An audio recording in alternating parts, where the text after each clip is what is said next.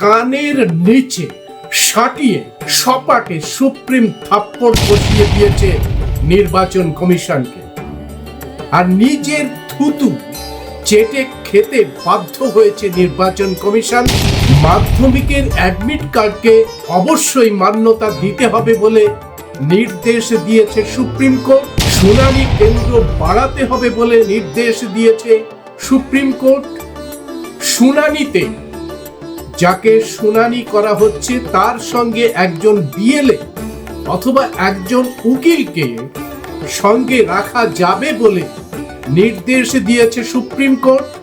আর এই যে logical discrepancy দেখিয়ে কোনো বৈধ ভোটারের নাম কাটা যাবে না বলে নির্দেশ দিয়েছে সুপ্রিম কোর্ট।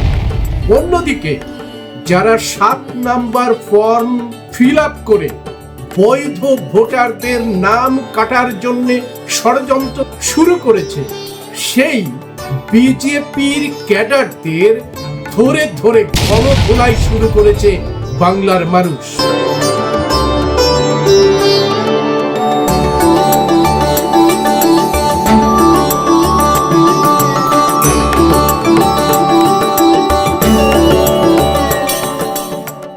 এই যে নির্বাচন কমিশন এ বিজেপির হয়ে কাজ করছে, তা একাধিক রাজনৈতিক দল এই অভিযোগ তুলেছেন যে নির্বাচন কমিশন স্বতন্ত্রভাবে কাজ করছে না, কোনো কারো অঙ্গুলি হেলনে সে এই রাজ্য দখল করার জন্য কাজ করছে। অভিযোগ উঠেছে যে প্রকৃত ভোটারদের নাম বাদ দিয়ে লক্ষ লক্ষ ভুতুড়ে ভোটার ঢুকিয়ে দিয়ে এই নির্বাচন কমিশন বিজেপিকে নির্বাচন জিতিয়ে দিচ্ছে। এই অভিযোগের ভিত্তিতে জ্ঞানেশ কুমার কিন্তু বিজ্ঞের মতো জবাব দিচ্ছে যে বিরোধীরা যে অভিযোগ করছে সেটা একেবারে ভিত্তিহীন এবং নিরাধার। জ্ঞানেশ কুমারের এই যে বাতেলা তা আসলে কেন জানেন? ওকে 2023 সালে একটা ইমিউনিটি ডোজ দেওয়া হয়েছিল, অর্থাৎ এই আইন আনা হয়েছিল যে ওর বিরুদ্ধে ও যাই করুক না কেন ওর বিরুদ্ধে কোনো মামলা টামলা করা যাবে না। তো স্বাভাবিক কারণেই এই জ্ঞানেশ কুমার বোঝাতে চাইছেন যে তিনি অবদ্ধ, তাকে বধ করার মতো কোনো শক্তি নেই, তিনি অপরাজেয়, তাকে পরাজিত করার মতো কোনো শক্তি নেই। তিনি যা করবেন সেটাই নিয়ম, তিনি যা করবেন সেটাই কানুন, এবং সেটাই ভারতের জনগণকে মেনে নিতে হবে। বুঝতে পারছেন? জ্ঞানেশ কুমার একেবারে আগ্রাসী ভূমিকা গ্রহণ করেছে, সেটা সম্পূর্ণভাবেই আইনের চোখে, ভারতের সংবিধানের চোখে একেবারে অসাংবিধানিক এবং অবৈধ। কারণ ভারতের সংবিধান বলছে ইকুয়ালিটি। আইনের চোখে তুমি যত বড়ই হোমড়া চোমড়া হও না কেন, আইনের চোখে সবাই সমান। এই যে এতটা ইমিউনিটি তাকে দেওয়া হয়েছে জন্যেই জ্ঞানেশ কুমার কিন্তু এই পশ্চিমবঙ্গ দখল করার জন্য একেবারে আটো সাটো ফন্দি এঁটে ঝাঁপিয়ে পড়েছেন। কিন্তু ঘটনাক্রমে যখন খসড়া তালিকার সামনে এলো, সেখানে বাদ পড়ল 58,20,898 জন। এই সংখ্যার মধ্যে মৃত পাওয়া গেল 24,19,158 জন, নিখোঁজ 12,10,434 জন, স্থানান্তরিত সেখানে দেখলাম 19,92,816 জন। একাধিক জায়গায় যাদের নাম আছে এরকম সংখ্যা হচ্ছে 1,37,747 জন, এবং অন্যান্য যে সমস্ত ক্যাটাগরিতে আছে সেগুলোতে মোটামুটি 57,696 জন। এই সব মিলিয়ে 58,20,898 জনকে খসড়া তালিকায় বাদ দেওয়া হলো। তো স্বাভাবিক কারণে যে বৈধভাবে যারা বাদ গেল এটা তো ফেয়ার। মানে যেটাকে বলা হয় নির্বাচন কমিশন যা দায়িত্ব আছে সেটা হচ্ছে ফেয়ার ইলেকশন করতে হবে, ফ্রেশ ইলেকশন করতে হবে, এর মধ্যে কোনোভাবে ভেজাল ডুপ্লিকেসি চলবে না। কিন্তু এই তালিকা দেখার পরে নির্বাচন কমিশনকে যারা ইমিউনিটি দিয়েছে, যারা বুস্টার মেরে ওকে একেবারে নরখাদকে পরিণত করে দিয়েছে, তারা তো মেনে নেবে না।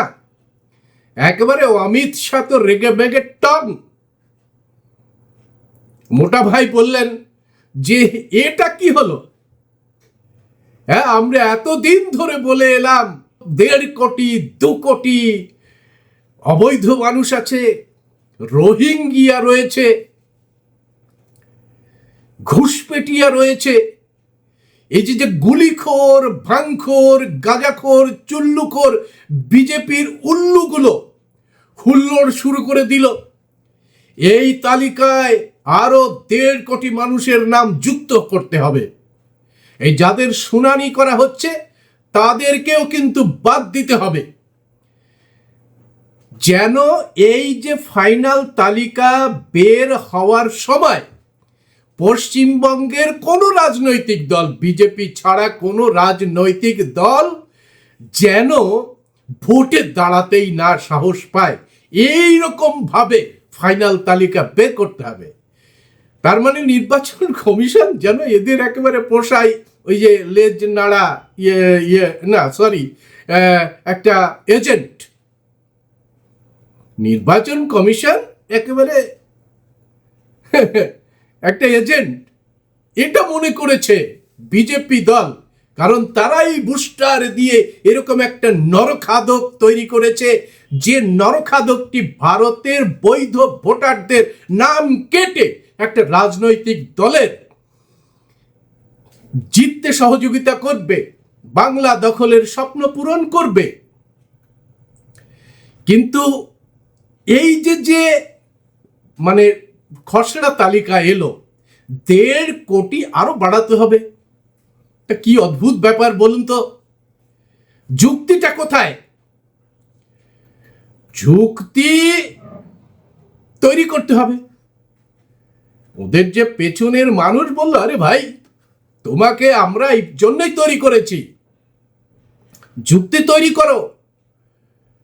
যুক্তি মানে লজিক, লজিক তৈরি করো, অসঙ্গতি ধরো, ডিসক্রিপেন্সি ধরো, যুক্তি তৈরি করো, অসঙ্গতি ধরো, মানুষকে একেবারে লাইনে লাইনে দাঁড় করিয়ে দাও, টেনশন প্যানিক তৈরি করো, বৃদ্ধদের ডেকে ডেকে শুনানিতে টেনে নিয়ে এসো, মৃত্যু হলে ওই যে প্রচার মাধ্যমগুলো আছে গদি মিডিয়া, সেই গদি মিডিয়া এমন ভাবে প্রচার করবে যেন একটা বিভৎসতা তৈরি হয়, মানুষ ভয় পেয়ে যায়, মানুষ দুর্বল হয়ে যায়, আর দুর্বল হয়ে গেলেই নির্বাচন কমিশন যা বলবে মানুষ সেটাই মাথা পেতে নেবে।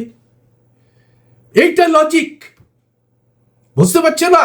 নির্বাচন কমিশনকে পরিষ্কার করে এইভাবে লজিকটা বুঝিয়ে দিলেন তার যে কর্তারা, যারা বুস্টার দিয়ে এরকম একটা নরখাদক অসাংবিধানিক একটা পদ তৈরি করেছে।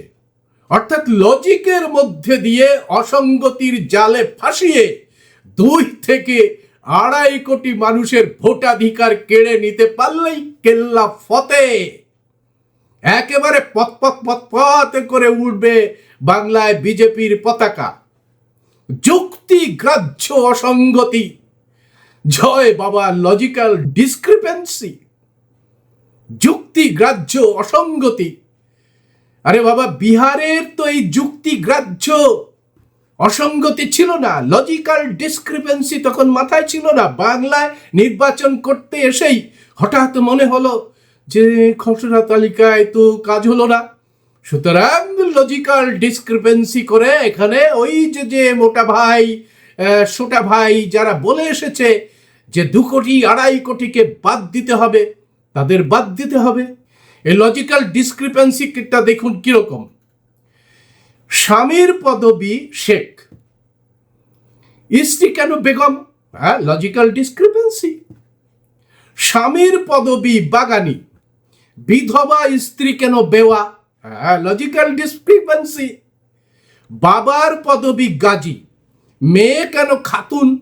Logical discrepancy. মায়ের সঙ্গে সন্তানের জন্মের ব্যবধান 15 বছর, লজিক্যাল ডিসক্রিপেন্সি। বাবা মার সসন্তানের ওপরে, লজিক্যাল ডিসক্রিপেন্সি। তা বাপু জ্ঞানেশ কুমার, জ্ঞানের ঈশ্বর, জ্ঞানের ঈশ্বর তিনি জ্ঞানেশ কুমার। তো মহাভারতটা পড়েছেন বাবু? মহাভারতে ধৃতরাষ্ট্রের সন্তানদের গুনতে পারবেন? হ্যাঁ, ধৃতরাষ্ট্রের সন্ততিদের গুণে দেখেছেন? Logical discrepancy. শ্রীকৃষ্ণের স্ত্রীদের গুণে দেখেছেন? Logical discrepancy. আর ব্রহ্মার ছেলে মেয়ে পুত্র কন্যা, লজিক্যাল ডিসক্রিপেন্সি। এই 18খানা পুরাণের যে জেনেসিস, লজিক্যাল ডিসক্রিপেন্সি। তা এই লজিক্যাল ডিসক্রিপেন্সি যেটা আপনাদের পরম্পরা শিখিয়েছে, সেই পরম্পরা মেনেই কি অমর্ত্য সেনকে শুনানিতে ডাক দিলেন? হ্যাঁ, অমর্ত্য সেনকে শুনানিতে ডাক দিলেন। চন্দ্র বসু, কবি, সাহিত্যিক, বিরোধী রাজনৈতিক দল, সেনাবাহিনীর প্রাক্তন কর্মী, তাদেরকে কি এই লজিক্যাল ডিসক্রিপেন্সি জ্ঞান নিয়ে তাদের শুনানিতে ডাক দিলেন বাবু? বলেছিলেন তো যে ওরে বাবা, না না, সিসিটিভির যে ফুটেজ, সে ফুটেজ দেখানো যাবে না, কারণ সেখানে নাকি নারীর সম্মান হানি হয়। তো সেখানে তো সাংবাদিক সম্মেলনে বললেন আপনি যে নারীর সম্মান সম্ভ্রম হানি হয়। আপনারা কি চাইছেন? ভারতবর্ষ কি চাইছে?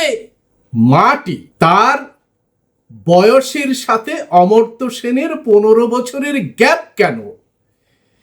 এটা দেখাতে গিয়ে আপনার মনে হয়নি যে আপনি ওই দুঃশাসন থেকেও খারাপ কাজটি করতে চলেছেন? একজন মায়ের নামে অসঙ্গতির সূত্র ধরে তার চরিত্রের উপরে প্রশ্ন করছেন। কোথায় থাকেন? কোন মুল্লুকে? এই একটা জেনারেশন আগে ভারতবর্ষের বৈবাহিক যে সিস্টেম, সে সম্পর্কে ন্যূনতম কোনো কাণ্ডজ্ঞান আছে?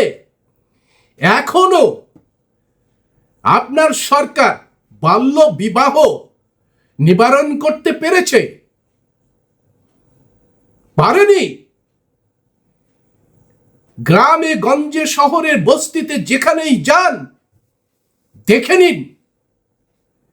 ওই তো আপনার নেতারাই বলেছেন একটুখানি ওই ঠান্ডা ঘরের মধ্যে ছেড়ে দিয়ে একটুখানি ঘুরুন শহরে বাজারে, প্রশ্ন করলেই বুঝতে পারবেন যে দেশের অবস্থাটা কি।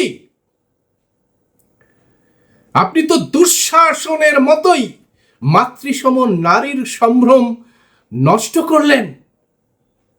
Logical discrepancy. মাথা ঠিক আছে তো মশাই? মাথা ঠিক আছে? যদি ঠিক না থাকে অবসর নিন। ওই চেয়ার কিন্তু আপনাকে আর শোভা দিচ্ছে না। ভারতবর্ষের মানুষ কিন্তু টের পেয়ে যাচ্ছে। নিত্য নতুন একটা ফরমান। জ্ঞানেশ কুমারের ফরমানের ঠিক নেই, শেষ নেই। 24 ঘন্টা ধরে হোয়াটসঅ্যাপে মেসেজ পাঠাচ্ছেন। কাগজে সন্তুষ্ট না হলে হিয়ারিং এর একাধিকবার হিয়ারিং হবে। ইয়ারর যদি সন্দেহ হয় তাহলে নাগরিকত্ব যাচাই করতে পারবে। ডোমিসাইল সার্টিফিকেট চলবে না। আরে ডোমিসাইল সার্টিফিকেট তো আপনার যে প্রথম যে লিস্ট, তার মধ্যেই রয়েছে। হঠাৎ করে হোয়াটসঅ্যাপে বলছেন ডোমিসাইল সার্টিফিকেট চলবে না। মাধ্যমিকের সার্টিফিকেট গণ্য হবে না। কি কাণ্ড! এসআইআর ঘোষণার সময় কি বলেছিলেন? যে 2002 সালের ভোটার তালিকায় নাম থাকলে কোনো কাগজ দেখাতে হবে না। আপনার সাংবাদিক সম্মেলনে আপনার ডেটাতে এখনো জ্বলজ্বল করছে এই সমস্ত কথা। এনুমারেশন ফর্মের পেছনের যে পাতাটি, সেখানে পরিষ্কার করে লিখছেন যে 2002 সালে ভোটার তালিকায় নাম থাকলে তাকে আর কোনো কাগজ দেখাতে হবে না। 12টি ডকুমেন্টের একটা ডকুমেন্ট দেখালেই চলবে, এ কথা ঘোষণা করলেন। তো হঠাৎ এই জ্ঞানের ঈশ্বর ঘোষণা করে দিলেন যে মাধ্যমিক সার্টিফিকেটটি চলবে না পশ্চিমবঙ্গের ক্ষেত্রে। দেখুন তো কি কি বলেছিলেন। এই যে 12টা ডকুমেন্ট এখানে রয়েছে। বার্থ সার্টিফিকেট দেখাতে পারবে কারা? যারা 1969 সালের পরের থেকে জন্ম মৃত্যু রেজিস্ট্রেশন করেছে, তারা দেখাতে পারবে। পাসপোর্ট, আপনার 4 নাম্বারতে রয়েছে পাসপোর্ট, 5 নম্বরে রয়েছে ম্যাট্রিকুলেশন। তো বাবা জ্ঞানেশ কুমার, পশ্চিমবঙ্গে ম্যাট্রিকুলেশন সার্টিফিকেট কবে শেষ হয়ে গেছে আপনার জানা নেই? পশ্চিমবঙ্গে নির্বাচন করতে এসেছেন, ম্যাট্রিকুলেশন সার্টিফিকেট কবে শেষ হয়ে গেছে সেটা জানা নেই। তারপরে লিখেছেন oblique, educational certificate issued by recognised board. আপনি বলে দিলেন যে মাধ্যমিকের অ্যাডমিট বা সার্টিফিকেট চলবে না। মিস্টার জ্ঞানেশ কুমার, আপনার জন্য জানিয়ে রাখি, শুনুন। এই যে মাধ্যমিক কথাটি আপনি বলেছেন, হ্যাঁ, লজিক্যাল ডিসক্রিপেন্সি দেখিয়েছেন, অসঙ্গতির কথা বলেছেন, যে যেহেতু এই যে সার্কুলার, সেখানে মাধ্যমিক শব্দটি লেখা নেই জন্য মাধ্যমিক সার্টিফিকেট চলবে না। এই যে লজিক্যাল ডিসক্রিপেন্সি দেখালেন, তা কতটা অসঙ্গতিপূর্ণ আপনারা বুঝতে পারছেন? জ্ঞানেশ কুমারের জানা নেই যে 1964 সাল পর্যন্ত ইউনিভার্সিটি অফ ক্যালকাটা থেকে 10ম শ্রেণী পাস পর্যন্ত সার্টিফিকেট দেওয়া হতো। সেই সার্টিফিকেট হচ্ছে ম্যাট্রিকুলেশন। অর্থাৎ 1964 সাল পর্যন্ত যে সার্টিফিকেট ক্যালকাটা ইউনিভার্সিটি থেকে দেওয়া হতো সেটা হচ্ছে ম্যাট্রিকুলেশন সার্টিফিকেট। 1950 সালে West Bengal secondary education act of 1950 অধীনে West Bengal board of secondary education এটা গঠিত হয়, এবং 1964 সালে তাদের যে কারিকুলামে রাখা হয় মাধ্যমিক পরীক্ষা। অর্থাৎ এই যে West Bengal board of secondary education, এটা কি কোনো বোর্ড নয় মিস্টার জ্ঞানেশ কুমার? এটা কোনো বোর্ড নয়। কত সালে হয়েছে? 1950 সালে একটি আইনের মধ্যে দিয়ে, বৈধ একটি আইনের মধ্যে দিয়ে যে বোর্ডটি গঠিত হয়েছে গোটা পশ্চিম বাংলার জন্যে, সেই বোর্ডের সার্টিফিকেট আপনি নেবেন না, মান্যতা দেবেন না। এটা চলতে পারে? এটা চলতে পারে না। আইন সিদ্ধ একটা সার্টিফিকেট যেটা পশ্চিমবঙ্গের প্রায় ঘরে ঘরেই রয়েছে, সেই সার্টিফিকেট বললেন গণ্য হবে না। ঘটনাক্রমে আপনার এই যে অতি বাড়, সেই অতি বাড়ের জন্যেই আপনার পতন সুনিশ্চিত হচ্ছে। আপনার পতন সুনিশ্চিত হচ্ছে অতি বাড়ের জন্যে। এই সব কিছু দেখেই প্রমাণ হয়ে গেছে যে আপনি কারো হয়ে কাজ করছেন। আপনার মুখোশ খুলে গেছে। সুপ্রিম কোর্টে মুখোশ খুলে গেছে সারা ভারতবর্ষের মানুষের সামনে। কর্ণাটক, পাঞ্জাব, হরিয়ানা, বিহারে চুরি ধরা পড়েছে, কিন্তু সুপ্রিম কোর্ট যেহেতু একটা পজিটিভ ভূমিকা নেয়নি, তাই এত বাড় বেড়েছে এই নির্বাচন কমিশনের। তারা মানুষকে নির্বাচন করছে, বলছে এরা ভোট দিতে পারবে, এরা ভোট দিতে পারবে না। বৈধ মানুষকে ভোট দিতে পারবে না, এইভাবে প্রকাশ হচ্ছে। ভাবা যায় স্বাভাবিক কারণে পশ্চিমবঙ্গ এই বিষয়টি ভালো করে দেখছে জন্যই পশ্চিমবঙ্গের পক্ষ থেকে সুপ্রিম কোর্টে মামলা হয়েছে, এবং সুপ্রিম কোর্টে মামলাতেই আপনাদের মুখোশ খুলে গেছে। পশ্চিমবঙ্গের মানুষ যেমন আইন আদালতে জবাব দিচ্ছে, তেমনি ঠিক এই তুগলকি আচরণের মাঠে ময়দানেও জবাব দিচ্ছে।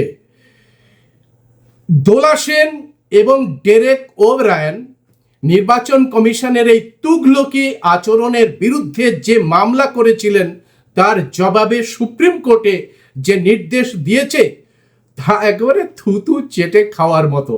অন্যদিকে 7 নম্বর ফর্ম ফিল আপ করে যে সমস্ত মানুষরা এই নির্বাচন কমিশনে বৈধ ভোটারদের নাম কাটার জন্যে জমা দেওয়ার চেষ্টা করছিল, মানুষ সেগুলো পরাভূত করছে, প্রতিরোধ গড়ে তুলছে, এবং মানুষ যে ভাষায় জবাব দিতে হয় সেই ভাষায় জবাব দিচ্ছে। স্বাভাবিক কারণে একেবারে মনোবল ভেঙে গেছে এই বিজেপির 4 আনা, 6 আনা, 10 আনা, 8 আনা খুচরো নেতাদের। তারা এখন চাইছে যে এসআইআর বাতিল হোক, নৈরাজ্য তৈরি হোক, দাঙ্গা বাঁধুক, নির্বাচন বিলম্বিত হোক, রাষ্ট্রপতি শাসন জারি হোক। খুব তাড়াতাড়ি হয়তো অমিত শাহ এখানে এসে কিছু গোপন বার্তা দিয়ে যাবে। তাই বাংলার মানুষকে সজাগ থাকতে হবে। কোনোভাবেই প্রতিক্রিয়াশীলদের পাতা ফাঁদে পা দেওয়া চলবে না। আর শক্তভাবে মাটি কামড়ে আন্দোলন করতে পারলে, লড়াই করতে পারলে বাংলা আবার জিতবে, পরাজিত হবে হানাদারেরা। আপনাদের সবাইকে সংগ্রামী অভিনন্দন জানিয়ে আজকের আলোচনা এখানেই শেষ করছি।